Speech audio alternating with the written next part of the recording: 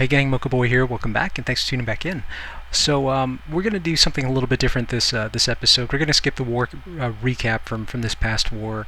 One of the players from the opposing war clan reached out to us from through our YouTube page, and of course, they wished us luck, and he asked that after the war, if I could take a look at his base and maybe give him some pointers with his base. And I thought I'd take this opportunity to not just talk about that, but hopefully provide a little bit of context around where the game is today in terms of the dominant strategies, the dominant things that you're having to defend against, and then some ideas for defensive structures and defensive designs that you can use as countermeasures against a lot of those dominant attacks. Because it's not simply enough for me to take a look at your base and say, oh, move your AQ in, move your AD back. None of those things really make any difference, at least outside of the context of the question, what are you trying to defend against? So we will actually cover that. I put together just a few quick talking points, to go through things like what are you defending against? How is your attacker crafting an attack to attack your base, trying to understand the prioritization process and some of the cost-benefit analysis of how an attacker actually puts together an attack. And if you can figure these things out for yourself, that really helps you as a base designer try to figure out how to configure your base to defeat some of those things. So you're trying to get to the head of your attacker. We'll talk about some common features of anti-3 bases, and I'll even show you some examples from some screenshots of bases that we've had in the past as well. And then specific recommendations against dominant strategies like Valkyrie attacks and what to do with those. We'll take a look really briefly at common design defects as well. But again, as far as your base is concerned, I would say that your base and everyone in your clan, as a matter of fact, on more than one occasion caused us to transform our tablets into frisbees. You guys did a really good job on doing things like varying up your CCs, and it was our own fault in a lot of cases for not preparing for certain types of clan castle contents or clan castle defenses. So and in particular your base incurred 2 hits. So the first attack was a 1-star hit on your base, and then the final attack was a cleanup hit on your base by a max TH11. In a base like this with heroes as low as yours and point defenses as low as yours, there's no hope for defending against the Town Hall 11 attack. And again, that's not an issue. It's just kind of the reality of the way that the game is these days. When we set up our attacks, we try to do whenever possible we try to hit up, and that frees the higher guys to hit low, but hit low for 3 stars. So we treat Town Hall 11 and Town Hall 10 attacks as nukes. So if we can have a 9 take out a 10 or a 10 take out 11, that frees up those 11s and those 10s to go in with a fair level of confidence in 3-star lower bases. And it definitely made the difference in this war. Now, as far as your base in particular, again, one of the first things that jumped out at me was your hero levels, and this has nothing to do with your base design. General guidance that we give our new Town Hall 9s or our new Town Hall 10s is make sure that you get your traps and Teslas worked up first. Make sure that obviously that you're coming in with 30-30 heroes, and then you have the option. I mean, because this is a tough thing to do as a 10.5 or as a 9.5, is to defend without infernos, but it's completely possible if you max out your point defenses. So that means it's okay to upgrade your X-bows. It's completely okay to max out your archer towers and even your cannons, but leave your mortars, leave your wizard towers, and what else is there? Your mortars and wizard towers, leave them at Town Hall 9, and you'll be fine. We can show you some examples of some of the Town Hall 9s that were Town Hall 9.5s that we're running that have something on the order of about 80 or 85k weight, but they're rocking max point defenses, but lower defenses like low infernos, level 1 infernos, and Town Hall 9 splash defenses. So completely viable.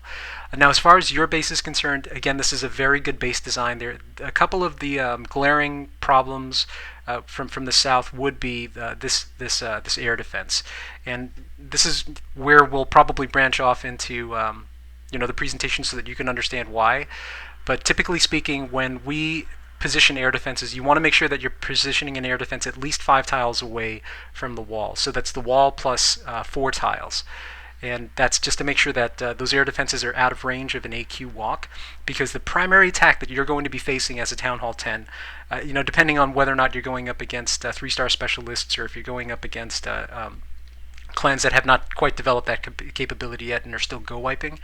If you're defending against go wipe, pretty much any base that you throw out there with more than 12 pockets will defeat that will defeat that type of an attack. But for an anti-3 base design like this, and I can totally see what you were trying to accomplish here, and that was to lure an attack from the northwest or even from the west into the town hall, just to secure that point, and then just run into a wall of defenses. That wall of defenses being the Infernos, your Max Expos, as well as these splash defenses. So it's a very good base design if someone's going to try to attack this base en masse from the west. So this is absolutely one that I would keep if you are up against a clan that you think might be running 2-star strategies against Town Hall 10s, because this is the type of base, and as you can see, this even happened to us. This is the type of base that can incur a 1-star attack if they attack from the wrong direction.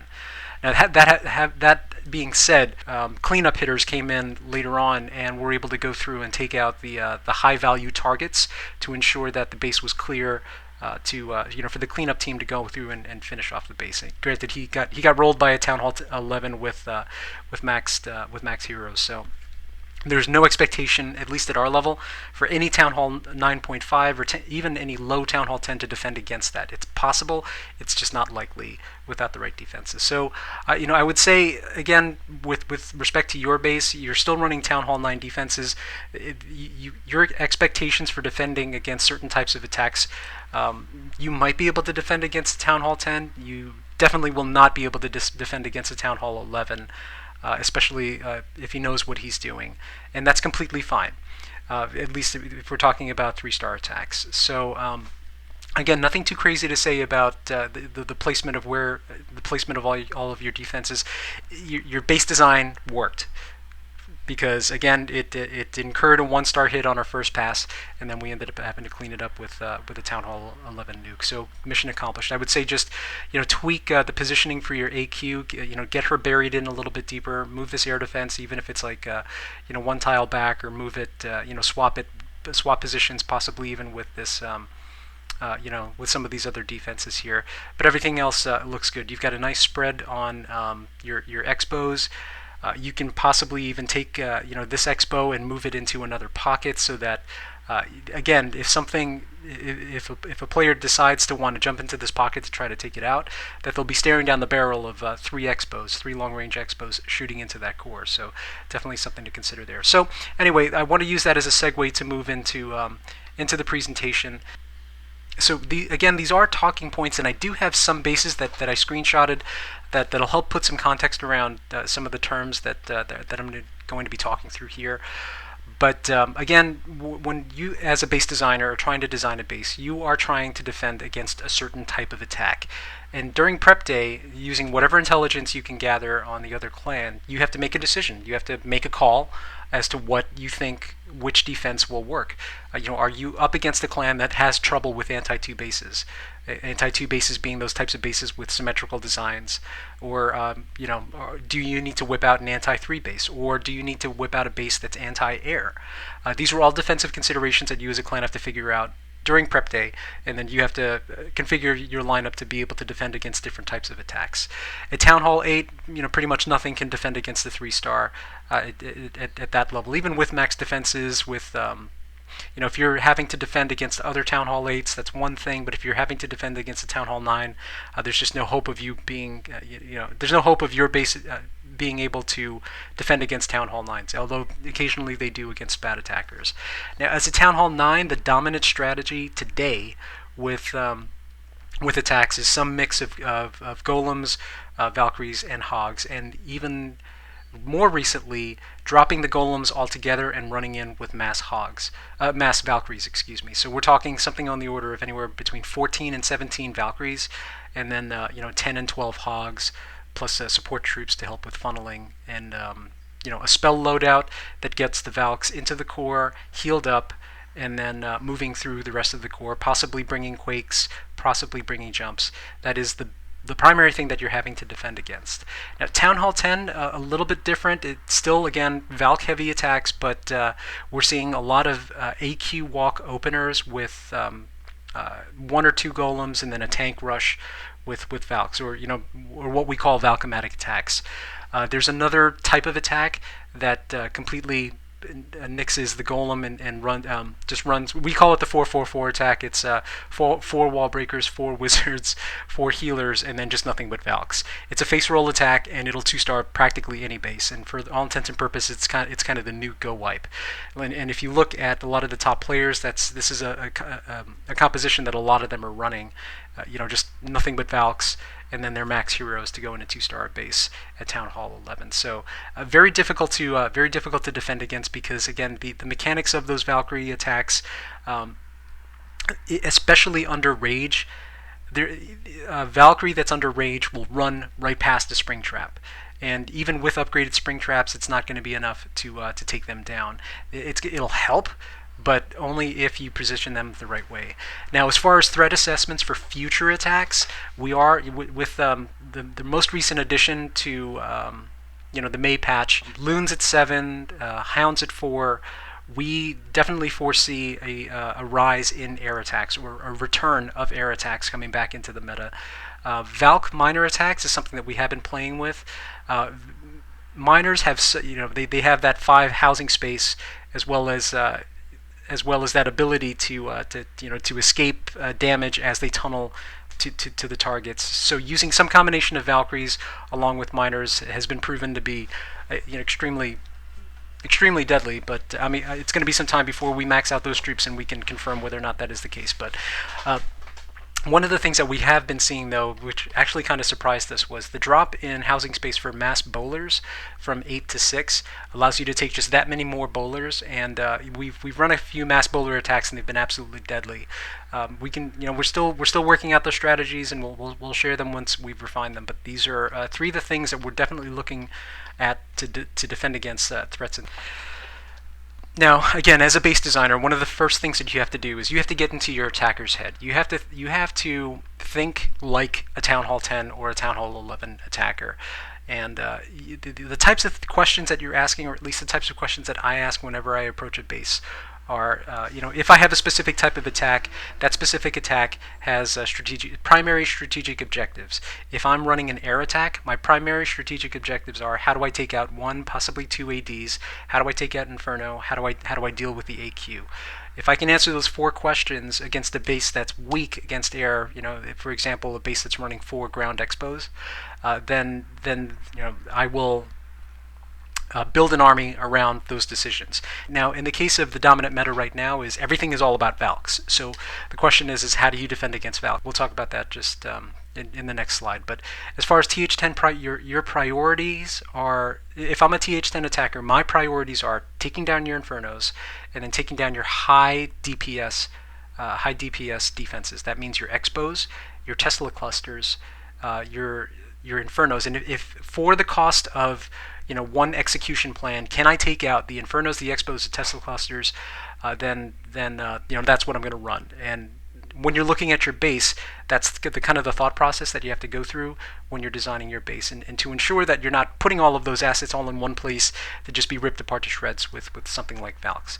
As far as TH9s are concerned, again, your typical primary strategic objectives are going to be things like identifying where the Tesla farms are, identifying where the double giant bomb locations are, formulating a plan to deal with the AQ, working out the pathing for all of your troops to ensure that A, you can funnel them where they need to go, and that they march towards their final destination. And then, of course, as far as Valkyries are concerned, again, dealing with or not presenting building clusters to Valks to take out, because what I mean by that is when Valks go in, they have that AoE attack where they will attack a cluster of buildings. It's not necessarily a cluster of 4 buildings. In a cluster of 4 3x3 buildings, that's still 2 attacks. They'll go and take out 2 buildings and move to the next 2, and so on and so forth. But what you're trying to do is you're trying to defeat that AoE mechanism, or that AoE mechanic of Valks. Now, as far as common features of anti-3 bases, you heard me mention these earlier. Offset AQs, we'll look at an example of AQ islands. Again, we'll look at an example of that. Reinforced AQ pads, these are very interesting island. These are very interesting island configurations where you stick an AQ off in a corner and then you surround it with storages, and then some heavy heavy point defenses in that area. What ends up happening is your DPS, your tanks get separated from your DPS. The tanks get burned down, and then by the time the DPS makes it through the storages, they get burned down. So the idea with bases like that is don't attack the reinforced sides. But I'll show you examples of that. Double giant bomb funnels, this is something that we'll take a look at with some of the base designs that we have. That Tesla farms, again, 3, possibly even 4 defenses that are plugged into either one compartment or even in the core of the base, something to defeat a surgical hog attack coming in from the wrong side if they assess the base wrong and choose the wrong side. Optimized spring trap locations, again, between defenses, definitely not in front of the first defense, not in front of a perimeter defense, but behind that perimeter defense and a defense behind it. What you're trying to do is you're trying to consolidate the hogs into packs of 3 so that the spring traps can fling them. If you're only flinging 1, you're not getting good value for that hog, that kind of thing. Death cores are, it's kind of a generic moniker for very DPS heavy pockets. That means taking like four wizard towers and all of your Teslas and dropping them into one pocket along with a bunch of bombs and a bunch of spring traps and whatever. It's literally overloading one pocket with as much DPS, as much splash and point defense as you possibly can. Think of it in terms of like a black hole base, how a black hole base would work. Now, AQ walk traps and AQ walk resistant designs, very, very tricky to design these because, and when I say AQ walk resistant, it really is that, because there is no base that can completely fight off an AQ walk attack. Because if you overload one side, that means the other side is free for your attacker to attack. But we can take a look at some examples of AQ walk resistant designs. And there's a very simple thing that you can do to make a lot of bases AQ walk resistant, and that's to make sure that your air defenses, if they are in the perimeter, to ensure that they're just out of range of that AQ walk 5-tile range. So we'll take a look at some examples of that. And then we talked a little bit about defending against Valkyrie attacks. Again, split those buildings. If you've got a cluster of 4 buildings touching each other, split them up so that there's space between them. Core bombs, very important feature. Split them up. You can do double giant bombs, but if they get tanks in there to trip them, then that's a bomb that's wasted. So figure out the common pathing vectors in your base, and then just line them with double giant bombs, with the intention of being able to burn down the Valks, and if you're using a combination of golems in the CC, that's 550 damage when they explode, along with the double giant bomb, another 550, plus splash defenses, plus point defenses. If they guess wrong, or if they attack wrong, those Valks can disappear in a flash. So that means taking all of your bombs and then just relocating to the core of the base. Now, in terms of defensive CCs, yes, golems, absolutely deadly. Minions in the CC, absolutely deadly, especially if your attacker is, forgets to bring poisons.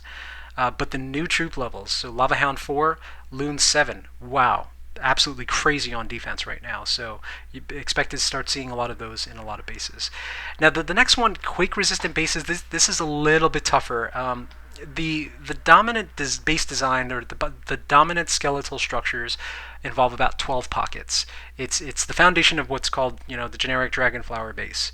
It's a 12-pocket base design, but the problem with those base designs is that by the time you're done laying out all the tiles, there's at least a few compartments that are within that 8-tile radius, or that 8-tile diameter of an EQ.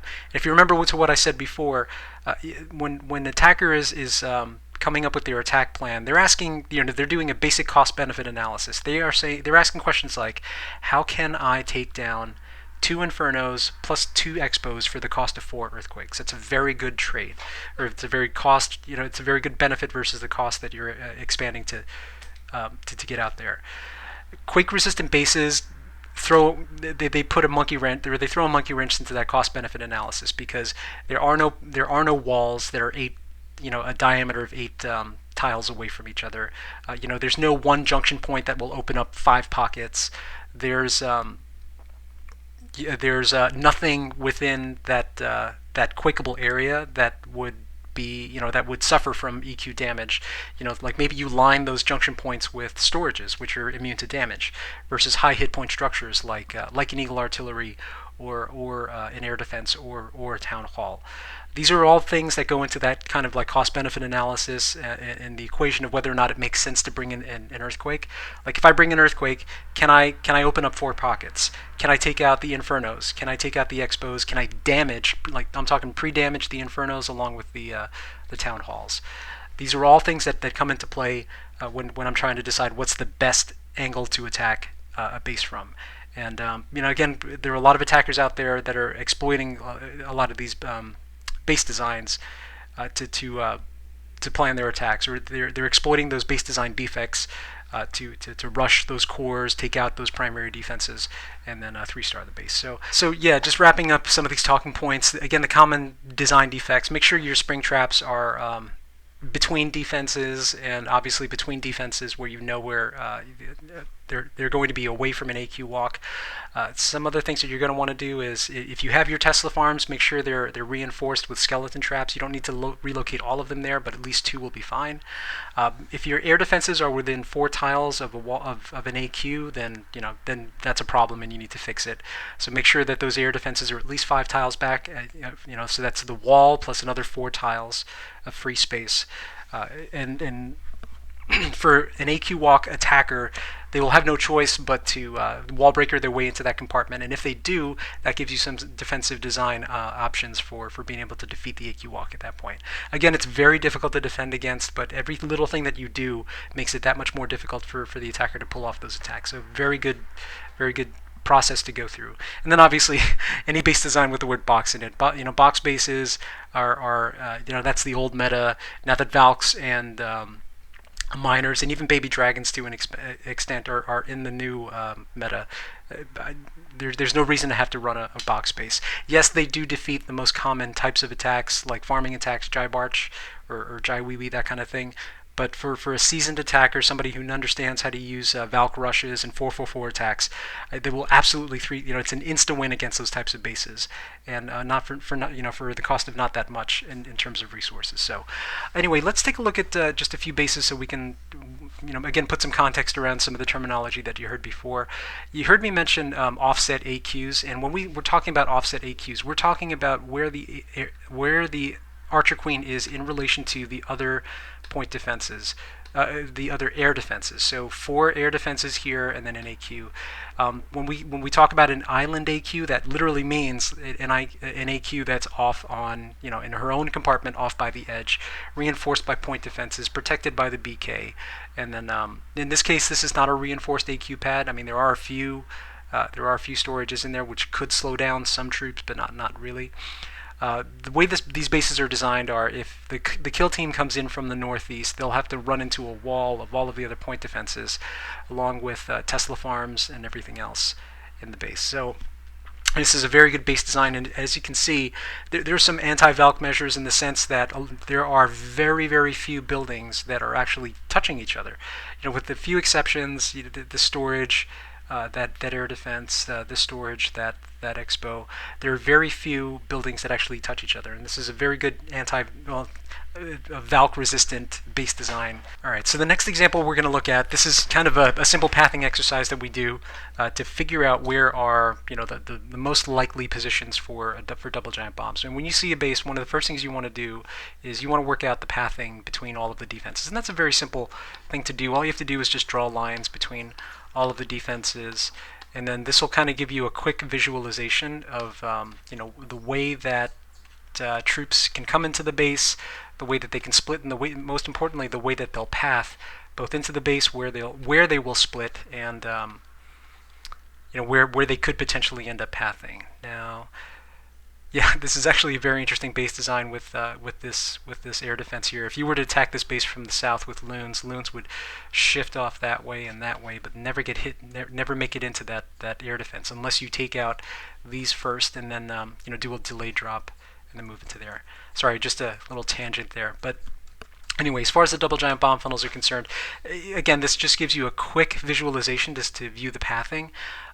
These 2 trash buildings here force would force defense-led troops to come into either here or either here, and then route directly or consolidate rather around these two defenses. So whether they come from here or whether they come from here, they have no choice but to path right through here. So very, very high probability of a double giant bomb, and obviously it's close into the core of the base.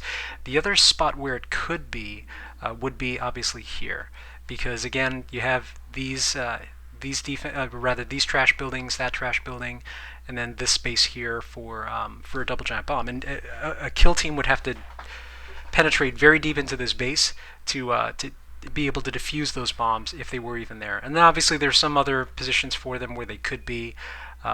This could be a good position for them, but not a very good one, because what could happen is when you come into this pocket here, if a group of hogs were to come into this pocket here, they would split. So again, as a base designer, what you're trying to do when you're trying to place these bomb funnels is to ensure that the hogs have absolutely nowhere to go except through over this space. That means no possibilities of splitting, no possibilities of rerouting. And the best way to do that is with these combinations or these I or H configurations of defenses as well as trash building. So something to consider there. Okay, here's just another quick one, another good example of double giant bomb funnels. Again, going through that exercise, we would stitch together all of these defenses to see where the pathing see where the pathing goes. And it doesn't, again, this doesn't have to be exact. We're just trying to look at patterns here to see if anything pops out at us. And the two things that do pop out at us are these areas right here. Notice as even if hogs were to come in here, they would path over to this wizard tower because of these trash buildings here. If troops were to come in through here, they would consolidate at the air defense, and then again move into that expo. And then the one place where they have no choice but to go is right there. And then over on this side, again, if hogs were to come in here or even here, they would hit that whiz tower, consolidate at the mortar, further consolidate around these defenses. Nowhere for them to really split, so they'll continue to move on in this direction here, right into there. So very good design considerations, or very good design features rather, in this base for forcing pathing over a specific area. So something to look out for when you're looking at these types of bases. So yeah, that's about it. I'm going to go in and try to stomp a few more bases, and with those friendly challenges, that we've been having a great time with those. Pretty much just non-stop friendly challenges day in and day out, and they really appeal to I've noticed that they really appeal to the OCD nature of folks. They have no issues. A lot of our guys will have no issues testing an attack 20 times against the base until they figure out why something doesn't work. So, fantastic addition to the game. Really, really big kudos to Supercell for adding a feature like that and getting people excited about the clan war aspect of the game. So that wraps it up. If you have any questions or comments, just leave them down in the box below. And as always, thanks for tuning back in.